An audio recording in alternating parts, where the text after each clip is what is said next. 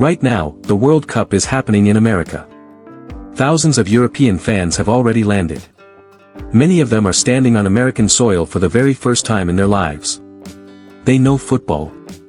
They know the chants, the flags, the stadiums back home. What they did not know, until the moment they walked outside the airport, was America itself. And that gap, between what they expected and what they are finding, right now, in real time, is where this story begins. This is not just a story about football fans on vacation. It is a story about culture shock. About what happens when people raised on small cities, walkable streets, and quiet trains step into a country built on a completely different scale. It is a story about surprise, confusion, laughter, and sometimes a little bit of fear. For most Europeans, America exists first as an idea. They have seen it in movies. They have seen it in music videos and TV shows. They think they already know what it looks like.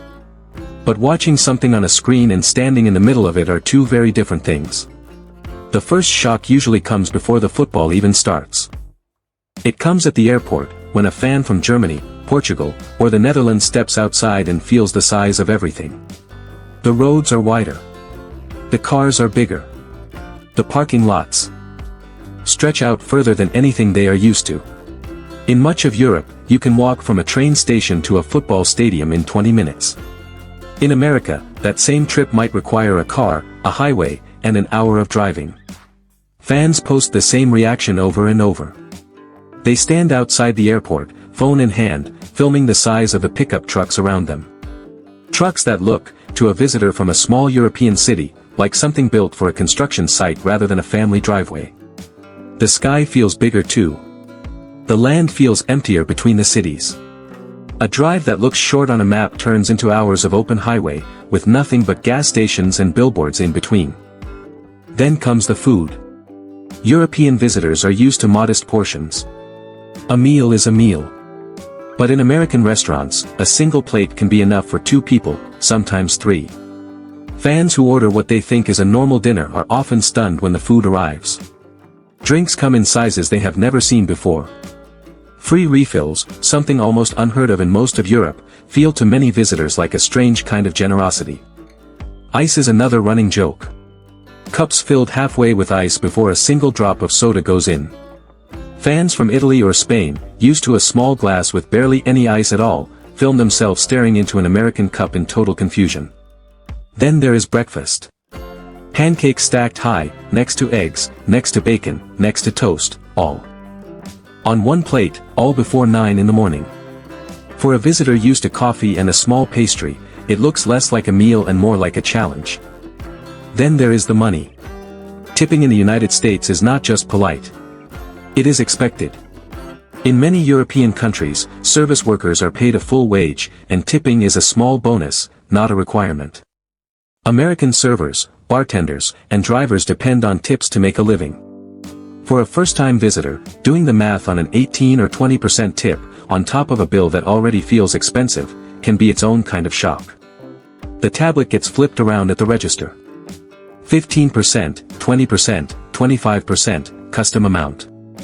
Fans stare at the screen, unsure what button to press, sometimes laughing, sometimes visibly annoyed, always filming.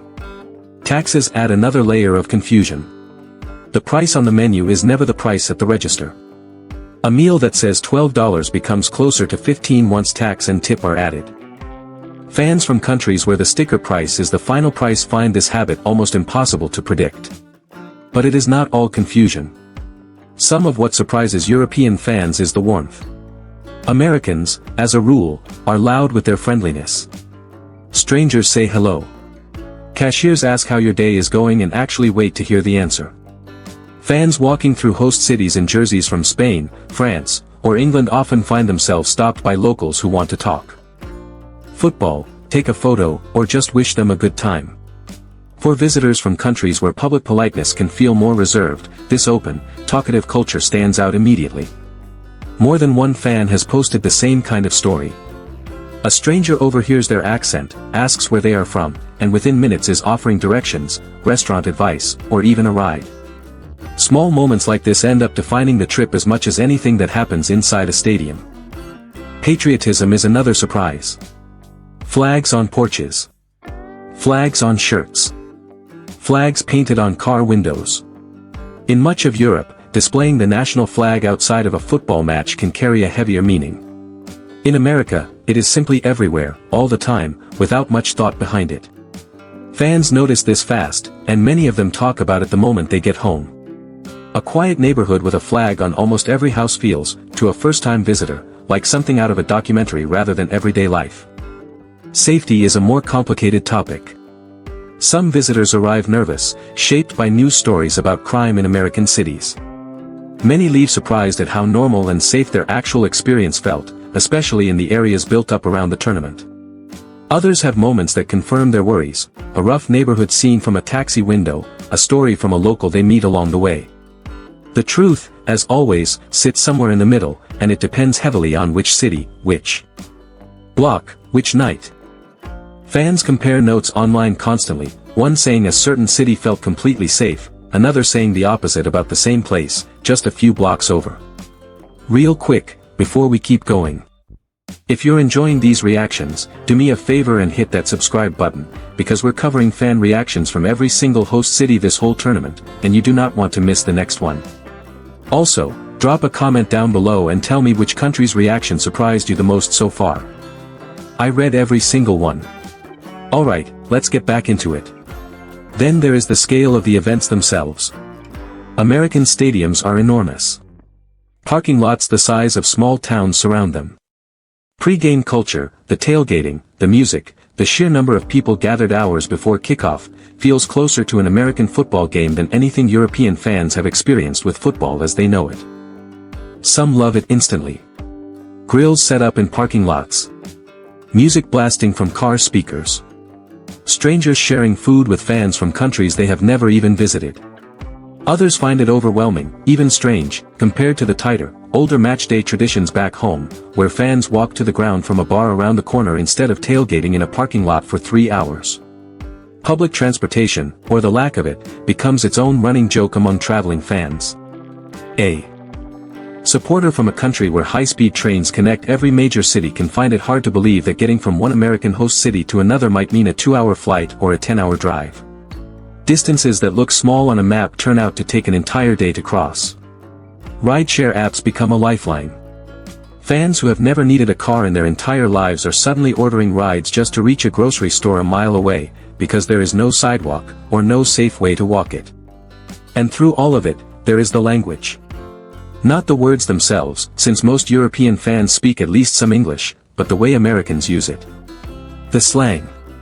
The speed. The customer service scripts repeated word for word in every store. Small things that add up to a feeling that, even though everyone is speaking English, this is still a very different place. Fans pick up on phrases fast. Have a good one. You're all set. Small expressions that do not exist, word for word, back home, and that end up in half the videos posted from the trip. Nobody tells European fans about the heat. Not really. They hear, summer in America, and picture something like summer back home. Then they land in Texas, or Florida, or Georgia, and the humidity hits them like a wall the second the airport doors slide open. Fans who packed light jackets for what they thought would be a mild summer evening end up soaked in sweat within minutes of walking outside. Water bottles become a constant prop in every video. So does the phrase, said in every accent imaginable, some version of, how is anyone used to this? Then, just as fast, the air conditioning hits just as hard in the other direction. Restaurants, malls, and stadiums kept so cold that fans go from sweating outside to shivering inside within the same 10 minutes. It becomes its own kind of joke among the traveling crowd, bring a jacket, not for the weather outside, but for the weather indoors. How big America really is. Fans arrive with a rough idea of American geography from movies and maps. That idea rarely survives contact with reality. A supporter who wants to catch matches in 2 different host cities discovers that the distance between them is not like driving from one country to another in Europe. It is not even close. It can be the distance of driving across 4 or 5 European countries combined, and it is still called driving within the same country. This changes how fans plan their whole trip. Some give up on seeing multiple host cities entirely once they understand the real distances involved. Others commit to long overnight drives, splitting the cost of a rental car between 5 or 6 strangers who met online just days earlier, all chasing the same tournament across a country that refuses to be small. At some point during the trip, almost every fan ends up filming the same kind of video, walking down the aisle of an American grocery store for the first time. The size of the store itself is the first shock. Aisles that seem to stretch on forever. Then the products inside them. A cereal aisle alone can be longer than an entire small grocery store back home. Chip bags the size of pillows. A wall of soda flavors that seems to have no end. Fans linger longest in front of the candy aisle and the snack aisle, holding up products they have never seen before, reading the names out loud, sometimes laughing, sometimes just standing there in a kind of stunned silence. It becomes one of the most shared clip formats of the entire tournament, right alongside the stadium reactions themselves. Many fans arrive expecting one version of America, shaped by movies and music videos. What they find instead is a country made up of dozens of different worlds packed close together. A neighborhood in Miami feels nothing like a neighborhood in Kansas City. A crowd in Los Angeles sounds nothing like a crowd in Atlanta.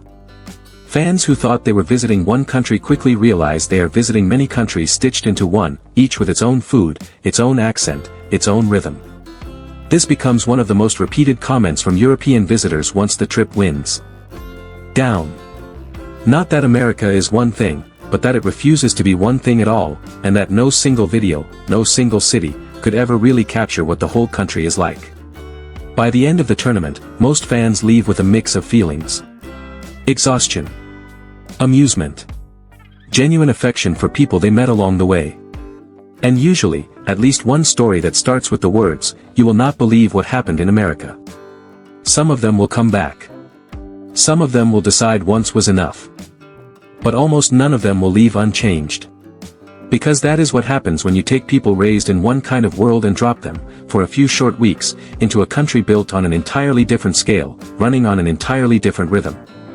The World Cup was always going to bring the world to America. What nobody quite prepared these fans for was how strange, how big, and how unexpectedly warm that America would turn out to be.